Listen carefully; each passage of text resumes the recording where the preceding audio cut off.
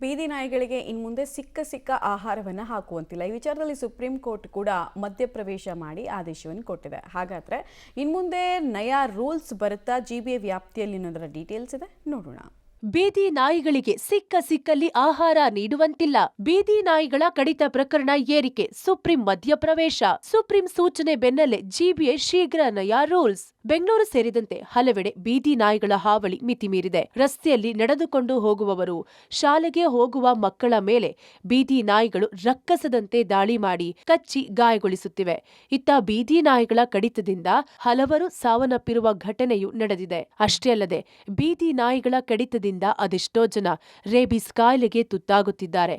ಮಕ್ಕಳು, ವೃದ್ಧರು ಬೀದಿ ನಾಯಿಗಳ ಕಡಿತಕ್ಕೆ ಬಲಿಯಾದ ನಿದರ್ಶನವೂ ಇದೆ.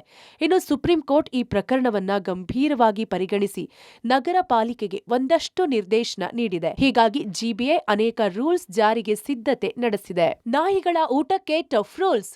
ಬೀದಿ ನಾಯಿಗಳಿಗೆ ಆಹಾರ ನೀಡುವ ತಾಣಕ್ಕೆ ಸಿದ್ಧತೆ.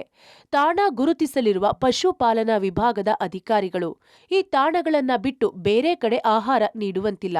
ಸುಪ್ರೀಂ ಕೋರ್ಟ್ ಆದೇಶ ಉಲ್ಲಂಘಿಸಿದ್ರೆ ಶಿಸ್ತು ಕ್ರಮದ ಎಚ್ಚರಿಕೆ. ಪ್ರಾಣಿ ಕಲ್ಯಾಣ ಮಂಡಳಿ ಮಾರ್ಗಸೂಚಿಯಡಿ ಬೀದಿ ನಾಯಿ ಸಾಕಬಹುದು. ಸಾರ್ವಜನಿಕರು ದತ್ತು ಪಡೆದು ಬೀದಿ ನಾಯಿಗಳನ್ನ ಸಾಕಬಹುದು. ಬೇರೆಡೆ ಆಹಾರ ನೀಡಿದ್ರೆ ದೂರು ನೀಡಲು ಸಹಾಯವಾಣಿ ತೆರೆಯಲಾಗಿದೆ. ಸುಪ್ರೀಂ ಕೋರ್ಟ್ ನಿರ್ದೇಶನದ ಬೆನ್ನಲ್ಲೇ ಬೀದಿ ನಾಯಿಗಳ ಕಂಟ್ರೋಲ್ಗೆ ಪಾಲಿಕೆ ನಾನಾ ಕಸರತ್ತು ಮಾಡ್ತಿದೆ.